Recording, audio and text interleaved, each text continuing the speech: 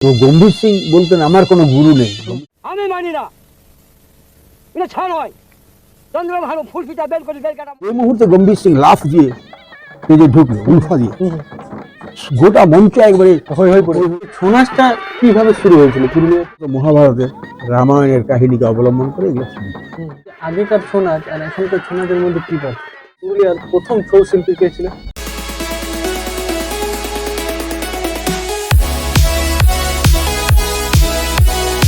Hello guys, welcome to Purulian blogger. বন্ধুরা, আমি আবারও পৌঁছে গেছি আমাদের পুরুলিয়ার ইতিহাস গবেষক দিলীপ কুমার গোস্বামী মহাশয়ের কাছে। তো আজকে আমরা আরো কিছু পুরুলিয়া সম্পর্কে নতুন কিছু ইতিহাস জানার চেষ্টা করব স্যারের কাছ থেকে। আমাদের পুরুলিয়া যেটার জন্য সবাই আমরা চিনি, ছৌ নাচ, সারা বিশ্বে আমরা খ্যাতি অর্জন করেছি ছৌ নাচ।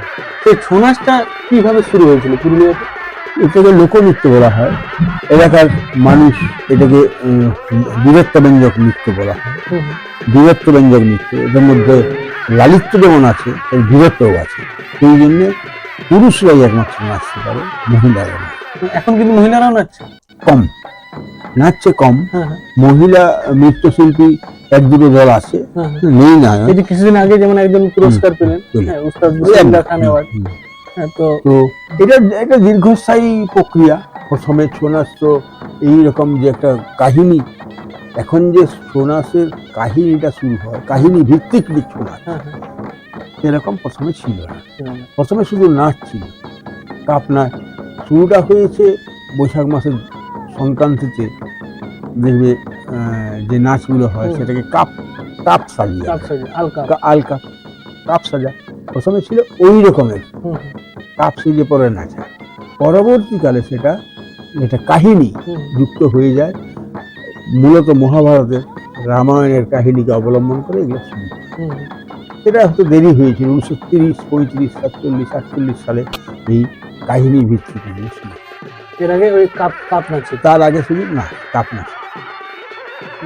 তো এই যে আগেকার ছৌ নাচ আর এখনকার ছৌ নাচের মধ্যে কি পার্থক্য তো এখন অনেক উন্নত হয়েছে। এখন যেগুলো বলে যে এই যে ডিগবাজি, আগের নাকি এইসবগুলো ছিল না। উল্ফা তখনও ছিল, উল্ফাটা তখনও ছিল। কতগুলো বৈশিষ্ট্য আছে ছৌ নাচের, উল্ফাটা একটা বৈশিষ্ট্য। আগে বলে নাকি মানে একটা সেই গীতের উপরেই করা হচ্ছে জিনিসটা, আর এখন যে কোনো মানে গানের সাথে ঢুকিয়ে দিচ্ছে।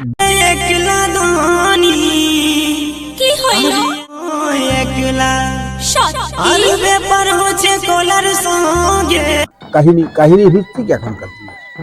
পুরুলিয়ার প্রথম ছৌ শিল্পী কে ছিল? প্রথম ছৌ শিল্পী বড় বিখ্যাত ছৌ শিল্পী ছিলেন জয়পুরের একজন ডুমুরডি গ্রামের।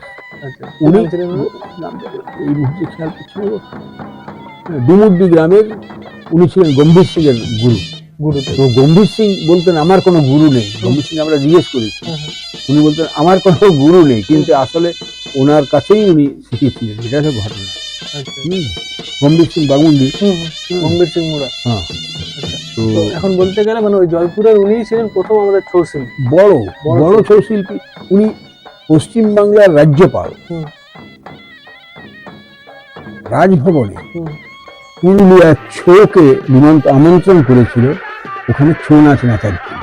তাকে ডেকেছিলেন ওই ডুমুরডি গ্রামের ওই ভদ্রলোক জয়পুরের রাজাকে বলেছিলেন যে আমাকে এখানে পাঠান। তখন রাজতন্ত্র চলছে, রাজতন্ত্র তো বরাবরই ছিল। আচ্ছা, জয়পুরের রাজাকে উনি চিঠি দিয়েছিলেন যে আপনার এলাকার ছৌ নাচ রাজভবনে আমি নাচাতে চাই, পাঠান। উনি তখন এই ডুমুরডির ভদ্রলোককে ডেকে বলতে তোমার ছৌ নাচ রেডি করো, রাজভবনে যাবে। রাজভবনে গেছিলেন যখন, রাজভবনের ভেতরে গভর্নর বসেছে, তার পাশে রাজা বসেছে। এই আমাদের কাশীপুরের রাজা না, আমাদের জয়পুরের রাজা।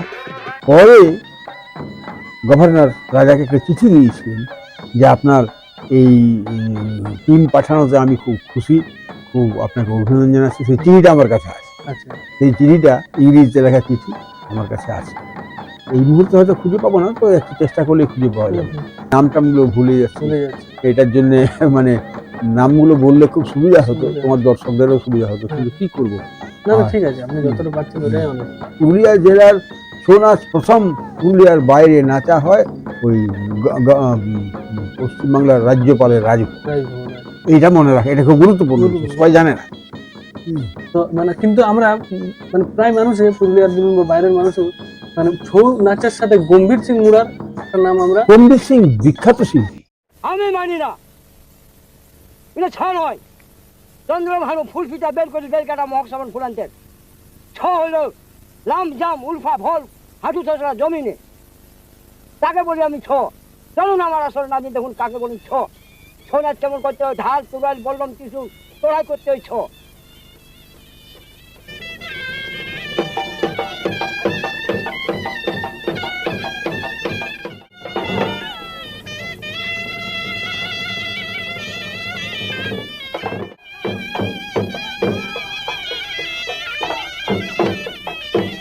দিল্লিতে যখন গম্ভীর সিং এর দল গেছিল, তখন দিল্লির মানে একটা পুরস্কারের জন্য মানে বিভিন্ন জায়গার বিভিন্ন নৃত্য ওখানে নাচার জন্য গেছিল। গম্ভীর সিং ওর গুরুকে বলেছিল, আজ আমি আপনার কথা শুনছি না, আজ আমি আমার নিজের নাচ নেব। যে মুহূর্তে গম্ভীর সিং লাফ দিয়ে স্টেজে ঢুকলো উলফা দিয়ে, গোটা মঞ্চ একবারে হয়ে পড়ে গেল। মানে ওই ধরনের উলফা, মানে স্টেজে ঢুকছেন, সবাই দেখতে পাচ্ছে স্টেজে ঢুকছে, হেঁটে ঢুকলো না, লাফ দিয়ে একবারে মঞ্চ নিয়ে সোজা দাঁড়িয়ে গেল। এই সোজা দাঁড়ানোটা একটা আলাদা রূপ ঢাকালে ছিল। তারপর গম্ভীর সিং যে নাচ নাচল, তারপর হয়ে গেল সব হাত তুলে সবাই বলছে গম্ভীর সিং ফার্স্ট, গম্ভীর সিং ফার্স্ট, এই শব্দটা সবাই। তখনও কি এমনি মহড়াপুরি নাচা হতো?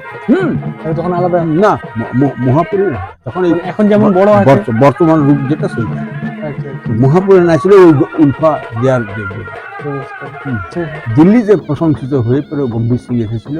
তার পরবর্তীকালে পুরুলিয়ায় মানে জয় করেছিল। লোকনৃত্যে এলাকা জয় করা বলতে গম্ভীর সিংই, মানে ছৌ নাচকে সারা বিশ্বে খ্যাতি অর্জন করেছে গম্ভীর সিং মুড়া। বিদেশও গেছে, বহু নৃত্যশিল্পী বিদেশে গেছেন, গম্ভীর সিং বহুবার গেছেন। এই ছিল আমাদের পুরুলিয়ার ছৌ নাচের ইতিহাস।